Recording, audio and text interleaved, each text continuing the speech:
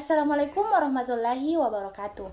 Saya Rahmani dengan stambu 040-2021-0416, mahasiswa program studi ilmu hukum Fakultas Hukum Universitas Muslim Indonesia. Di sini saya akan menindaklanjuti tugas mata kuliah pengantar ilmu hukum untuk membahas mengenai paper dengan judul Peranan Bahasa Hukum dalam Perumusan Norma Perundang-undangan yang ditulis oleh dosen kami, Pak Nurul Komar dan Pak Hardianto Janggi. Yang pertama yaitu latar belakang. Perkembangan dewasa ini, bahasa memegang peranan yang sangat penting. Memasuki dunia globalisasi yang di dalamnya terdapat banyak dinamika sosial, menyebabkan manusia tanpa sengaja telah membangun era komunikasi modern. Dengan demikian, dalam dunia hukum pun dituntut dalam penggunaan bahasa yang tepat untuk mengantisipasi terhadap dinamika sosial masyarakat. Undang-Undang Dasar Negara Republik Indonesia tahun 1945, Pasal 1 Ayat 3, negara Indonesia adalah negara hukum. Hukum sebagai suatu sistem norma untuk mencapai tujuan yang dikehendaki secara efektif. Oleh karena itu, dunia hukum identik dengan relogasi terhadap perilaku. Relogasi terhadap perilaku tidak bisa dibangun, diterapkan, dan diapresiasi tanpa bahasa yang logis dan argumentatif. Muncul pandangan bahasa hukum mempunyai kaidah bahasa sendiri. Pandangan ini dapat menyesatkan, tatkala pandangan ini mengabaikan kaidah pemakaian bahasa Indonesia, terutama yang berkaitan dengan hal semantik, pilihan kata, dan formulasi kalimat. Hukum itu menggunakan bahasa sebagai medianya. Dengan demikian, antara bahasa dan hukum sangat erat kaitannya. Keeratan antara hubungan keduanya selanjutnya akan melahirkan istilah bahasa hukum. Penggunaan istilah dalam konteks ini bukanlah secara linguistik, melainkan secara sosiologis. Yang kedua yaitu rumusan masalah. Dari uraian latar belakang di atas, maka rumusan masalah yang dikaji adalah bagaimanakah peranan bahasa hukum dalam perumusan norma perundang-undangan, dalam pendekatan perspektif pemaknaan arti bahasa, dalam perspektif pembedaan dalam bahasa, serta dalam perspektif bahasa hukum Indonesia.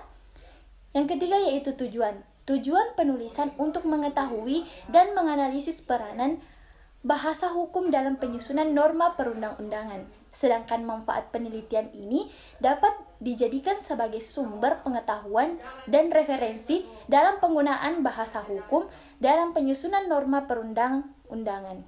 Keempat yaitu metode penelitian. Penelitian ini berbentuk penelitian hukum normatif yang meneliti asas hukum, sistematika hukum, taraf sinkronisasi hukum, sejarah hukum, dan perbandingan hukum, berkaitan dengan bahasa hukum dalam perspektif ilmu hukum. Yang kelima yaitu pembahasan. Peranan bahasa hukum dalam perumusan norma perundang-undangan. Kaitannya bahasa hukum dalam khasanah keindonesiaan berdasarkan hasil simposium bahasa dan hukum yang dilaksanakan di Medan pada tanggal 25 sampai dengan 27 November 1974 memutuskan dan telah merumuskan bahwa bahasa hukum Indonesia adalah bahasa Indonesia yang dipergunakan dalam bidang hukum, yang mengingat fungsinya mempunyai karakteristik tersendiri. Ragam bahasa hukum termasuk bahasa resmi. Hal ini karena bahasa hukum memiliki ciri khusus yang berbeda dengan karakteristik ragam ilmiah lainnya. Bahasa hukum memiliki karakteristik dalam bahasa resmi. Contoh konkret adalah bahasa dalam surat keputusan atau SK, sebuah lembaga resmi atau organisasi kemasyarakatan. Contoh lain adalah bahasa yang dipakai dalam sebuah undang-undang atau bahasa perundang-undangan. Dalam Undang-Undang Notaris Nomor 2 Tahun 2014 Pasal 43 ditekankan kepada notaris untuk menggunakan bahasa yang lebih jelas maksudnya dan tujuannya sehingga dapat menghindari permasalahan hukum yang sama di kemudian hari. Hal ini menghindari interpretasi sebab karena norma hukum cenderung bersifat abstrak sehingga perlu dibuat terang, dan apabila diinterpretasi harus tepat agar pesannya dapat dipahami sesuai dengan tujuannya. Pemaknaan arti bahasa adalah kata-kata yang digunakan sebagai alat bagi manusia untuk menyatakan atau melukiskan suatu kehendak, perasaan, pikiran, pengalaman, terutama dalam hubungannya dengan manusia lain. Dalam pergaulan manusia, bahasa menjadi alat penghubung yang mampu menyampaikan berbagai pesan. Pesan yang disampaikan tersebut berupa simbol-simbol kebahasaan. Bragin dalam menyoal tentang hukum dan bahasa mengemukakan pertanyaan tentang apa yang kita artikan dengan bahasa itu. Pertanyaan ini penting bagi yang mengklaim dirinya sebagai seorang ilmuwan.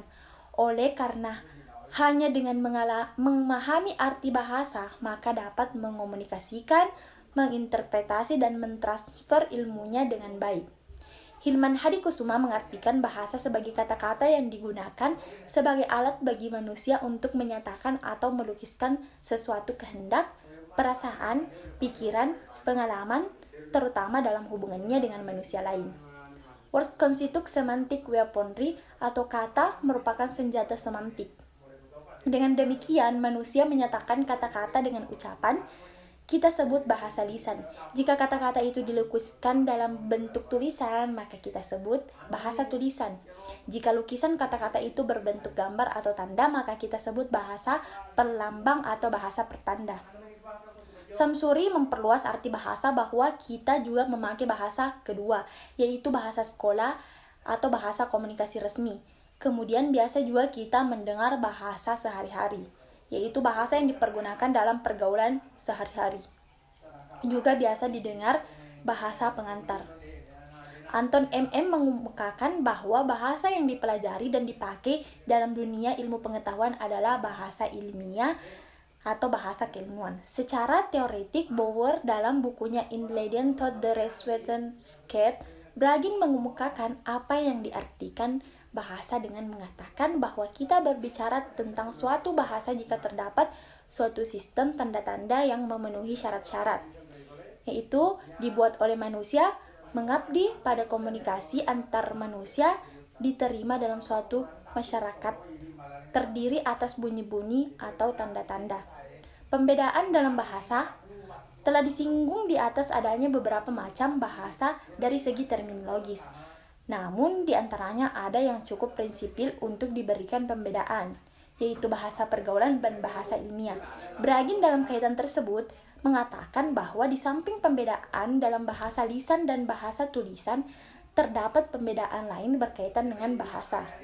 Yang paling terkenal adalah antara bahasa pergaulan atau bahasa alamiah dan bahasa artifisial atau bahasa ilmiah. Bahasa dan hukum merupakan penjelmaan kehidupan manusia dalam masyarakat yang merupakan sebagian pula dari penjelmaan suatu kebudayaan pada suatu tempat dan waktu. Pembedaan bahasa dalam hal dua fungsi bahasa sebagai berikut. A. Bahasa yang di dalamnya atau yang dengannya kita berbicara, dan B. Bahasa yang tentangnya kita berbicara. Jangan bingung hanya antara kata yang dengannya dan kata yang tentangnya sebagai pembeda, tapi jangan dipandang enteng. Bahasa yang pertama yang dengannya kita berbicara disebut bahasa meta, dan bahasa yang kedua yang tentangnya kita berbicara disebut bahasa objek. Bahasa hukum Indonesia. Bahasa hukum yang dipergunakan di Indonesia adalah bahasa Indonesia yang mengandung makna-makna dan simbol-simbol hukum baik dalam lalu lintas bahasa ilmiah maupun dalam bahasa pergaulan. Bahasa hukum Indonesia memiliki perbendaharaan kata yang cukup pluralistik, oleh karena dapat bersumber dari berbagai akar kata dari berbagai bahasa bangsa-bangsa.